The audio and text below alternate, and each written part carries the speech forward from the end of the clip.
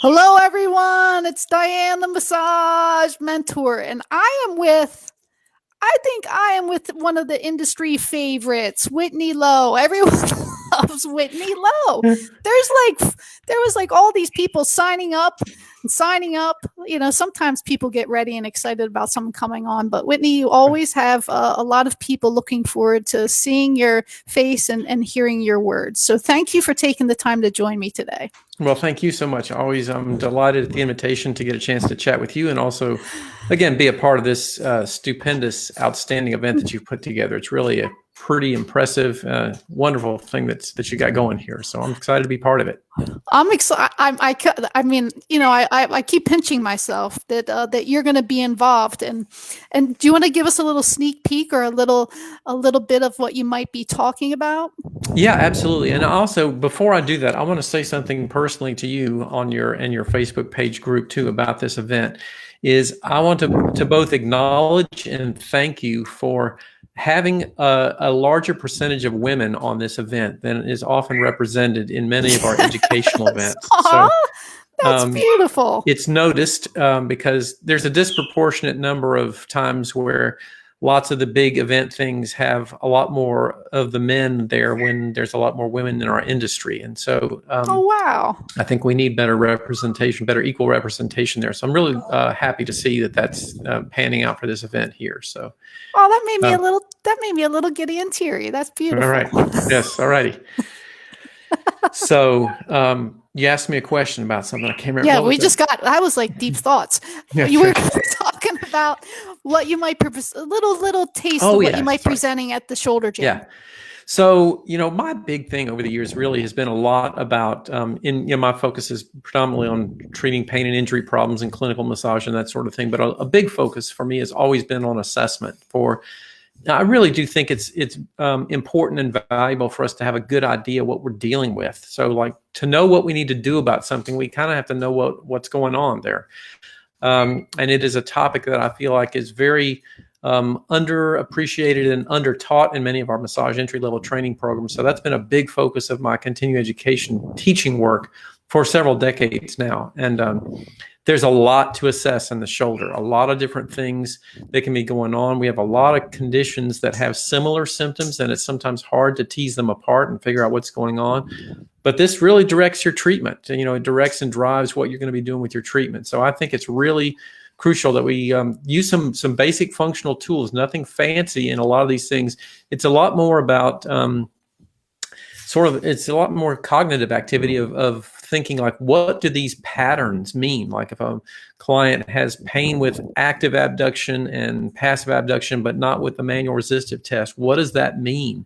So it's not anything fancy technique wise. It's a lot more about just some common sense evaluation processes and putting them into practice. And one of the things that I tell massage therapists all the time is that if you just learn to do some of this basic foundational stuff at a really good, consistent level in terms of looking for these patterns, you are like so far ahead of probably 75 to 80% of the people in the whole realm of musculoskeletal medicine, because people just don't do this. They don't take the time to do it, and they don't really put the effort forward to really figure out a lot of these different subtleties that are going on. And that makes a huge, huge difference in your treatment success. So I'm all about it. And that's what I want to try to share with everybody. And I'm excited about that, because in my clinic, we have a staff of 10, and we have a handful that do some of that, move this way, do this, a little more assessment stuff. And clients just eat that up because it also helps the client think a little bit more. Yeah. And that is a very crucial point that's often underemphasized, I think, which is the value in the therapeutic intervention of good assessment. Because, I have had so many clients over the years say to me, how come nobody ever did this to me before? How come nobody ever looked into this? And when you take that kind of time and investment of interest in your client's case, you're automatically getting in cahoots with them, so to speak, getting them on your team. And now you've got a really engaged client that really has a lot more confidence in what you're doing with your treatment. So it has a very significant therapeutic benefit just to do a thorough assessment. and get them moving, get them involved, get them using Yeah. all 5 of their senses. Mm-hmm. And I wanted to point out too, because I'm learning a little more about you, and I knew this, but it really sunk in yesterday in our meeting for the Shoulder Jam. 1988. Yeah. You've been in this since 1988. Yeah. It's a And while ago. Yeah. and that has, I mean, again, someone it's 25 years for me, those Mhm. extra years make a huge difference. I mean, the thing that I would think kept you going, but I'd love you to answer this. There has to be something that keeps you going. It's that it seems like you just never stop learning and diving deeper and deeper and coming up with more and more solutions for the community. Yeah.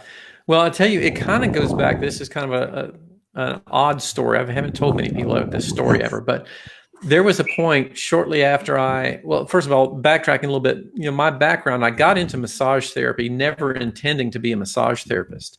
I was in graduate school studying psychology. I was going to be a counselor. And I thought, this is a great way to just go make some extra money and have a schedule that I can do myself so I can, get my way through graduate school. But once I went to massage school, I got hooked. And it's like, I'm not ever leaving this. This is so cool. But a couple years after that, I was a little bit lost trying to figure out what I was going to be doing because, I had gotten into this from the sort of psychology, mind body perspective and all that sort of thing. But I had really gotten looped into within the first couple of years, a lot more of the sort of medical end of everything, dealing with pain and injury problems and had some unique work experiences and unique training experiences that really got me kind of fired up in that direction. But I was also still debating about whether I should go back and finish my master's degree and, try to be a counselor / body worker together. And so I said, one day I'm going to sit here in meditation. I'm just going to try to listen to see if I get some, guidance or insight into what I'm supposed to be doing with my body or my career. I just kept getting this message over and over and over again, learn about the body, learn about the body, learn about the body. And I kept seeing that this whole thing was wrapped up in a much bigger piece of what I felt like I was here on the planet to be about, which was this is kind of like also kind of a personal sort of mission for me, was about helping to decrease pain in the world. And my vehicle for that was going to be through massage therapy, pain and injury treatment. But, whenever I kind of get lost in that kind of sense of like, I'm still, after all these years, I got all these things going on, like, if I ever get into those places, I try to just bring myself back to, well, what's your mission? What is this mission about? Well, we're trying to decrease pain in the world. Oh, okay. Get back on track, pick yourself up, dust yourself off. All right, let's keep going here. We got some more work to do. So that's where it's about. It is. That's the thing. You don't get as great at doing something without having the patience, persistence, and perseverance. My favorite things I do these 3 P's things all the time. And you didn't just get to be Whitney Lowe by showing up today. You got to be Whitney Lowe by 30 years of hard work and learning and excitement and probably some harder times. So just as a fellow therapist who sees what you're doing, I just want to take a minute again just to thank you for your years of perseverance, patience, and just sharing with the community. You do such a great job. Well, thank you so much for that. And also, I have to admit, everybody, comes into this with different interests, focus, skills, and abilities. And also, I'm not at all, I don't at all doubt, and I'm very well aware of the fact that I got some very lucky breaks early on.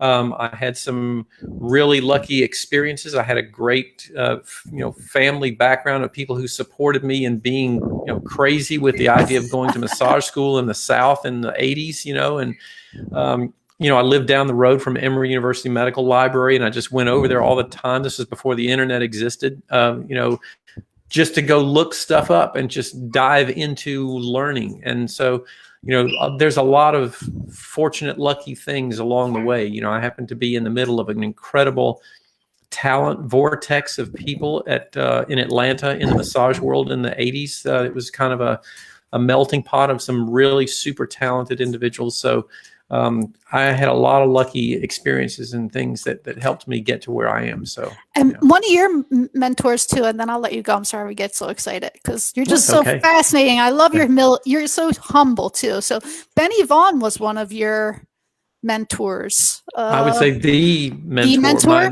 my main mentor for sure. And how did you meet him? Did you kind of just stumble upon a class, or what was that? What did that Well, look again, like? this was about Atlanta being sort of this vortex of places in the Southeast. So all the major continuing education providers. This is in the 80s. There's something, I always thought this was kind of interesting. There's something in the water down in Florida because it cultivated, Paul St. John, John Barnes, Judith Delaney, Aaron Mattis, Benny Vaughn, all of these people were coming out of Florida. And then Atlanta's the biggest city in the South. So they were all coming through there with CE courses. So I took a sports massage workshop with Benny in the late 80s.